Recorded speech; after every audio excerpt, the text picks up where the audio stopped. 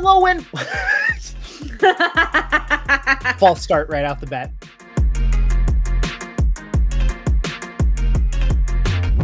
Hello and welcome everyone to What We Know, and today we're going to be doing a medium dive. I don't want to call it a deep dive because I can feel like we could go further and further and further the more time we spend, because this is just like a series of tubes that is worse than the internet. We're going to be talking about Quinfall, the world's largest MMO that's supposed to be coming out in open beta January, this month of this year. It's supposed to be releasing.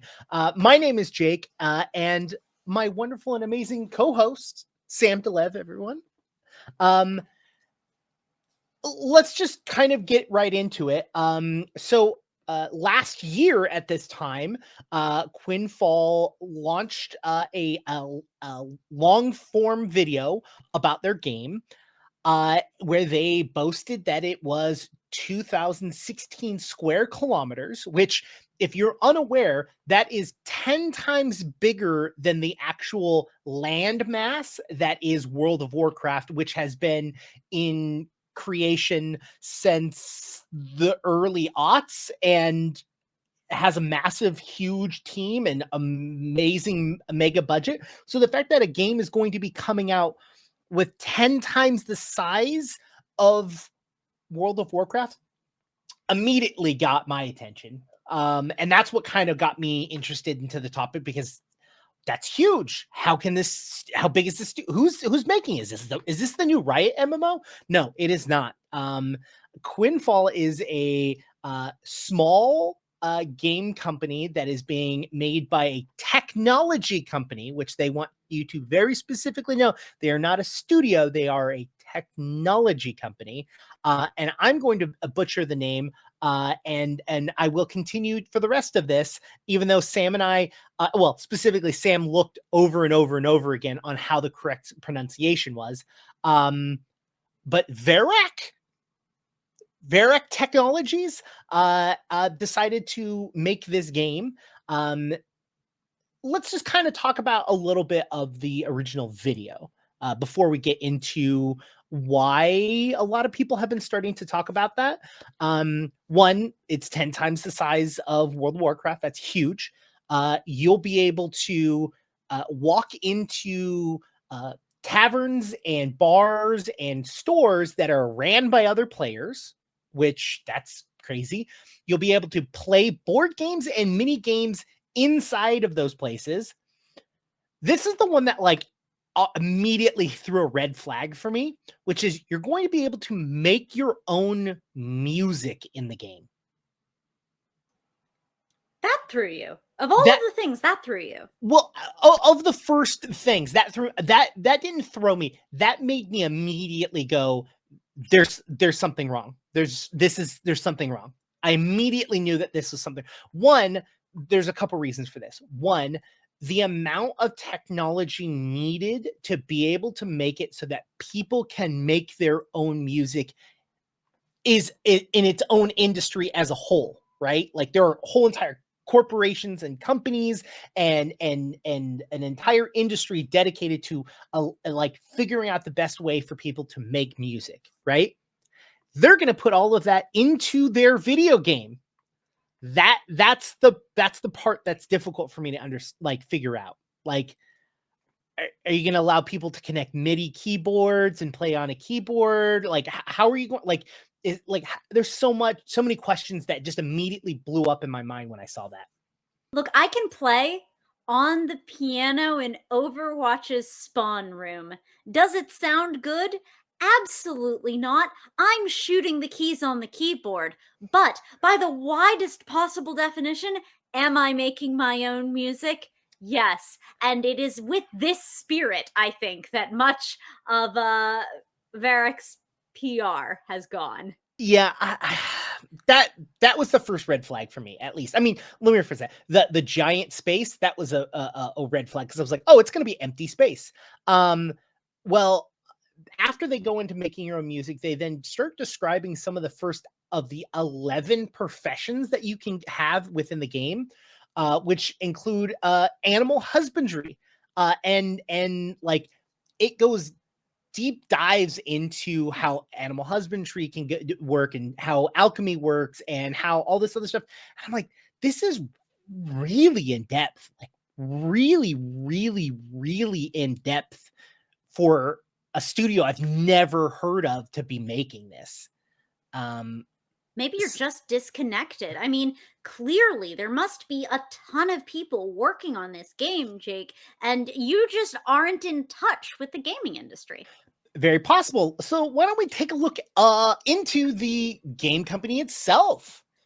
You want to take over and what have we found out about this company? Happily. Varric started sometime, depending on your source, between 2019 and 2021.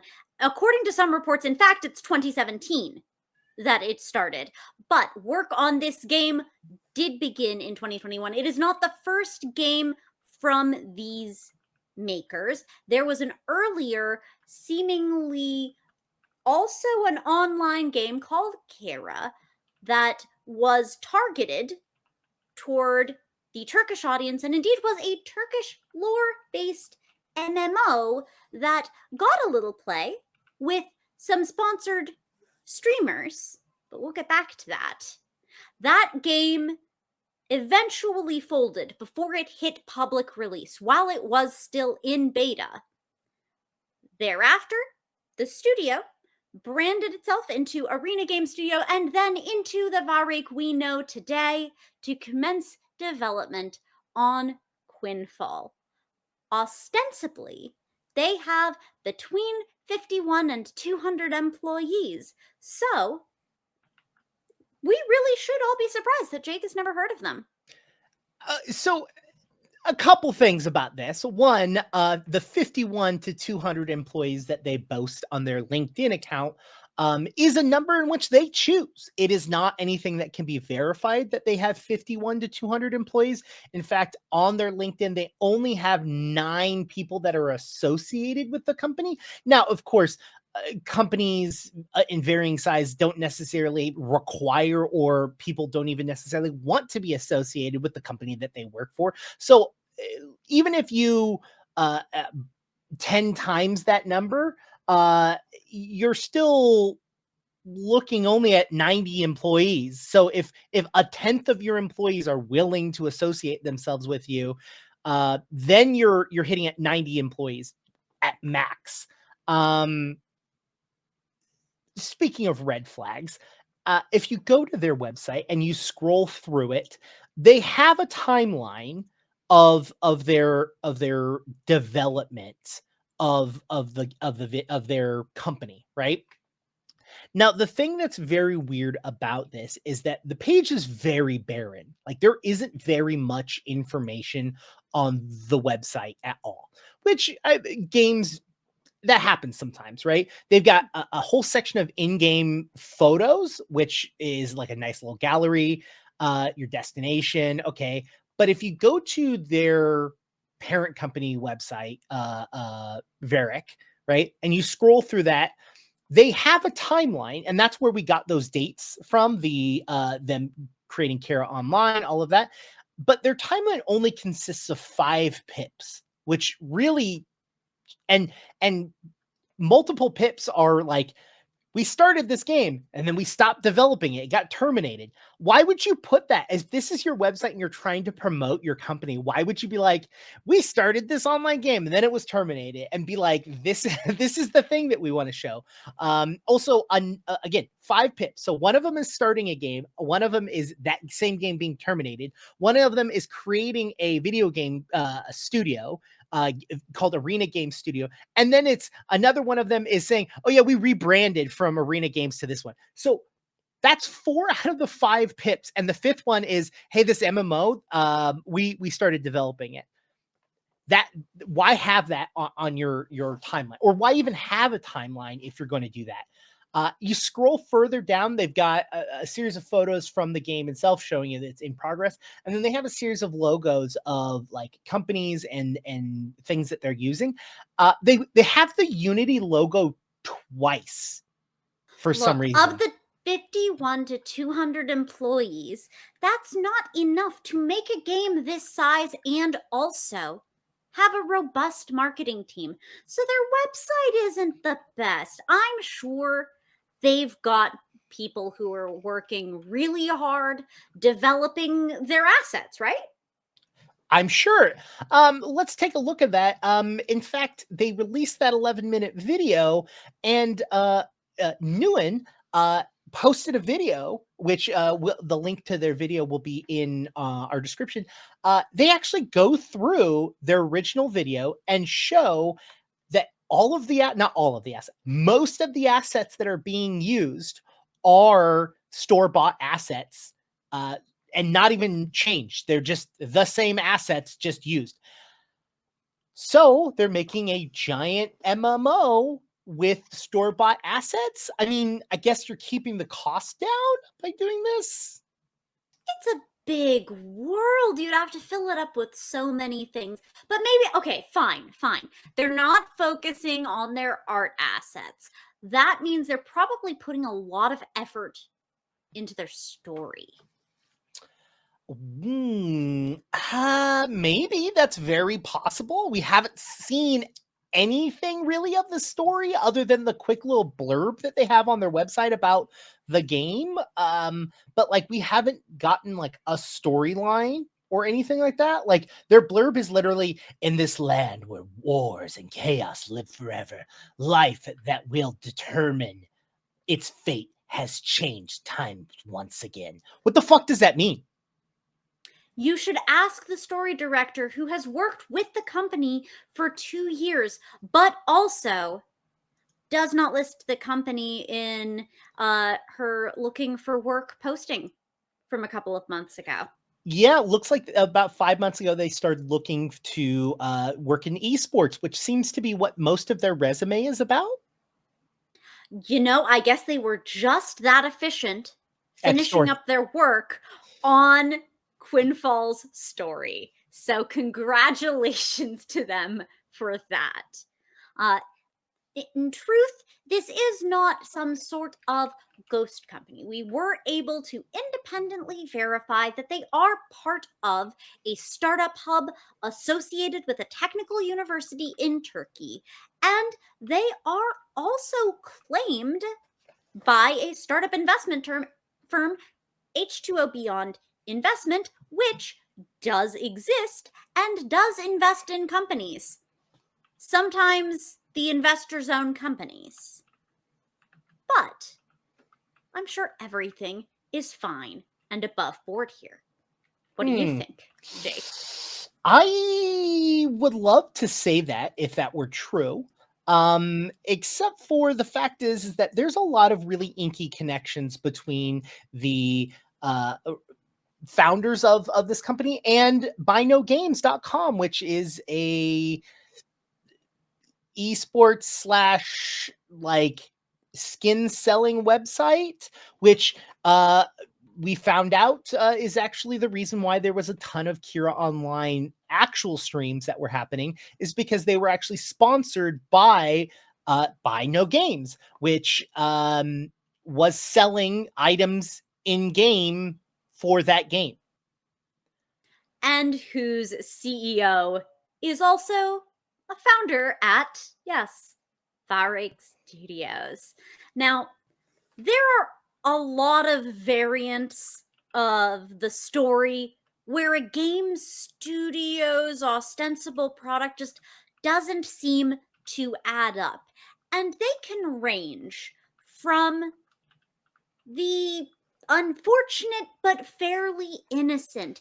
Everyone loves the underdog story of Whoopsie Doodle Hello Games that had a incredibly wholesome but under media trained CEO who promised the moon and whose company wasn't able to deliver in good faith, and who spent years and years and years making that up to the community with update after update, eventually becoming one of the most beloved space sci-fi games, No Man's Sky, which absolutely, indisputably holds the title for largest gaming world, given that it is an entire procedurally generated galaxy. But we are also equally familiar with less than savory stories.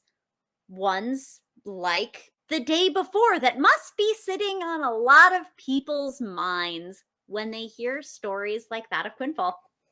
Yeah, I mean, my mind immediately went to The Day Before, since one, I mean, the company just closed a few weeks ago, I want to say.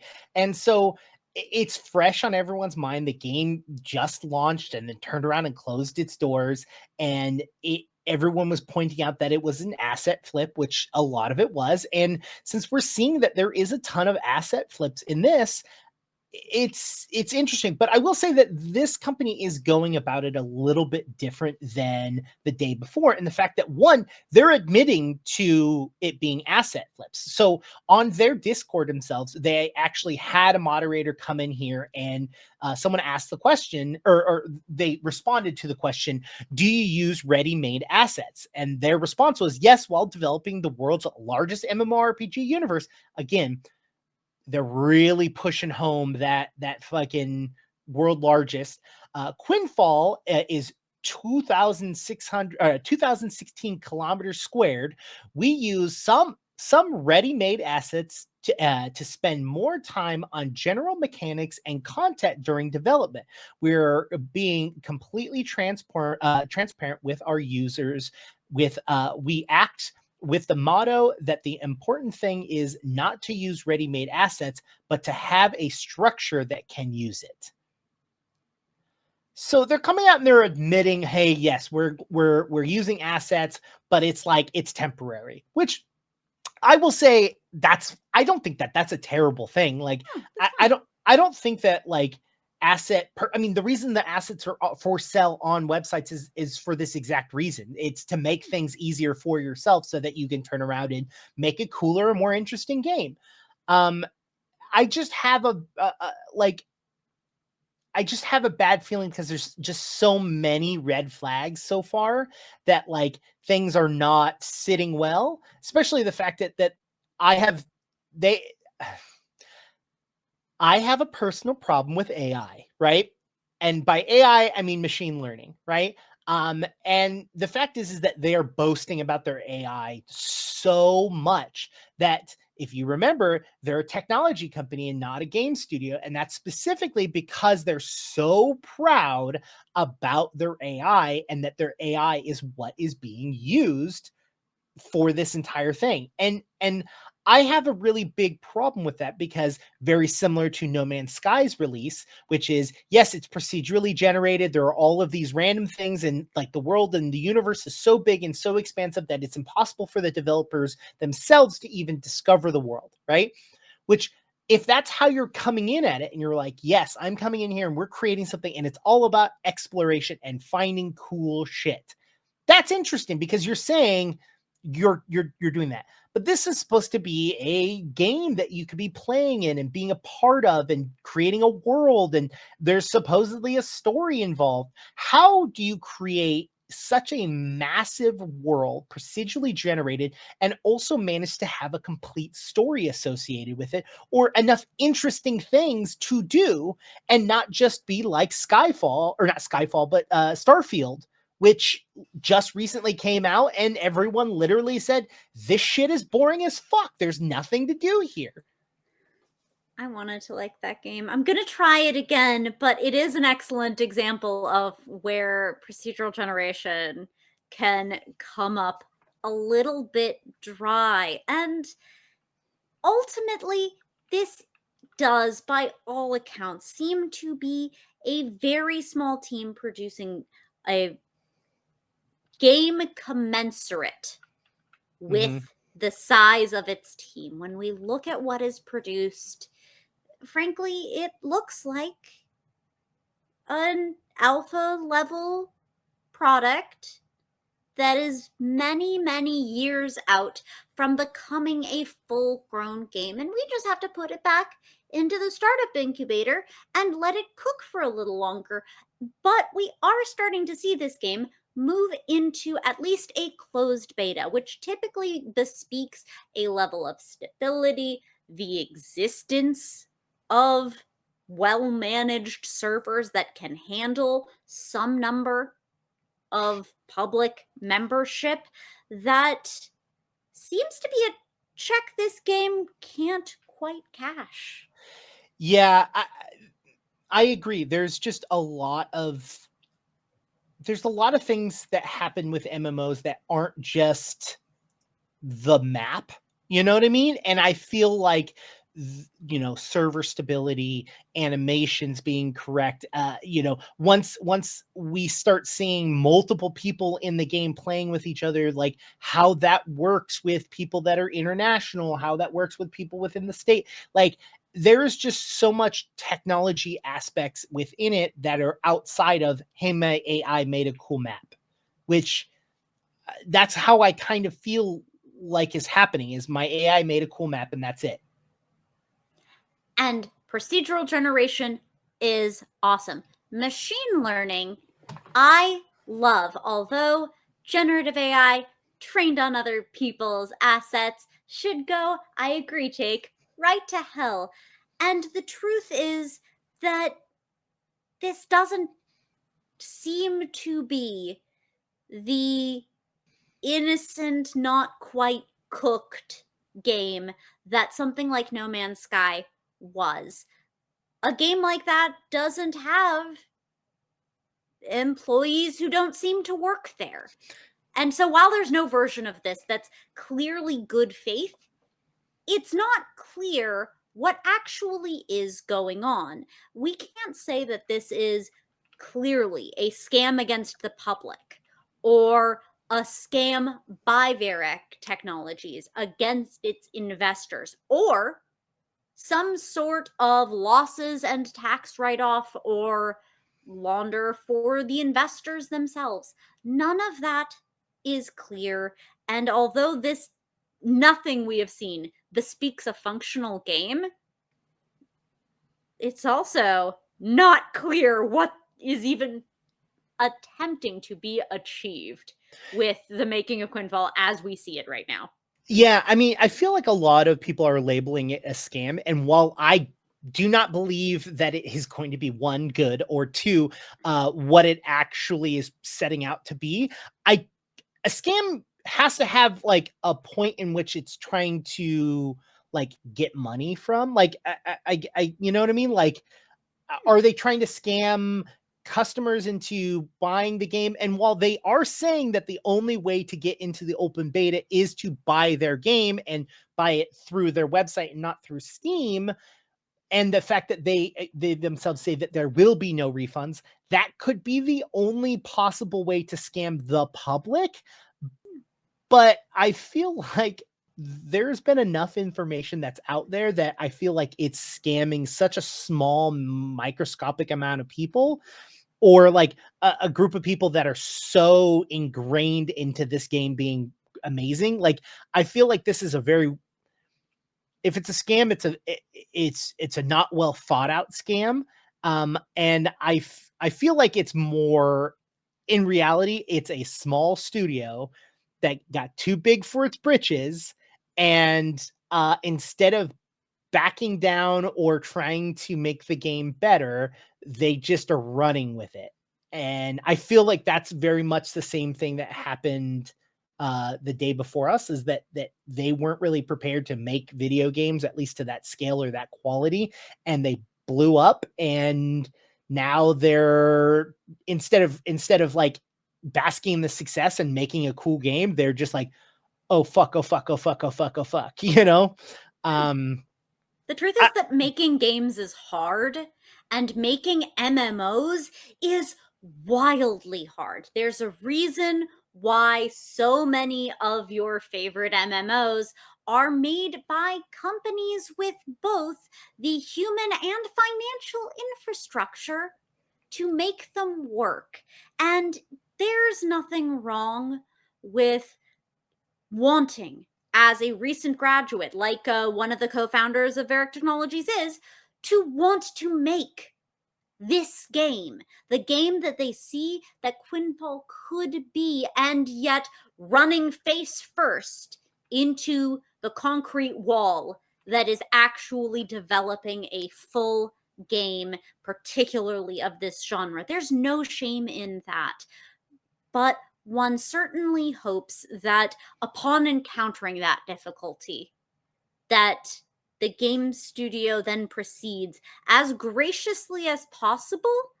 And although Varric Studios isn't quite there right now, I have to just hope that they pull out before it's too late from the rapidly increasing mess that has grown up around them, particularly as more and more discussion of this as a scam brings a harsh spotlight on a small studio that may or may not have ever expected quite this much heat. Yeah, we'll have to see. I mean, if something actually comes out about this and like actually happens, like we'll do an update. Let us know if you want an update or even care about this entire thing. But it is just I found it so incredibly interesting that I was like, we have to talk about this. And in fact, this episode was supposed to be a weird gaming news episode where we were gonna talk about like 3 or 4 different pieces of weird things that happened that I thought was interesting. And then when Sam started going through this note, Sam was like, I've decided to deep dive into this and look more into this. And like, we're like searching through through LinkedIn and discovering who was connected to it. Was wild. So yeah, let us know in the comments if you want to see an update or if you heard about this at all. Yeah, let us know. Yeah, we will hopefully update if a beta ever really goes live. But in the meantime, if you enjoyed today's episode, give us a like and subscribe. Let us know what you think of Quinfall in the comments below. Is it a scam? Are there some student devs over their head? Let us know in the comments. You can also catch us on twitch.tv/Althaven_, where we stream RPG content. You can also join the Althaven Discord. And if you want to support us, you can do so on ko-fi.com/Althaven_. So keep your scams to a minimum and keep it weird, internet. No promises.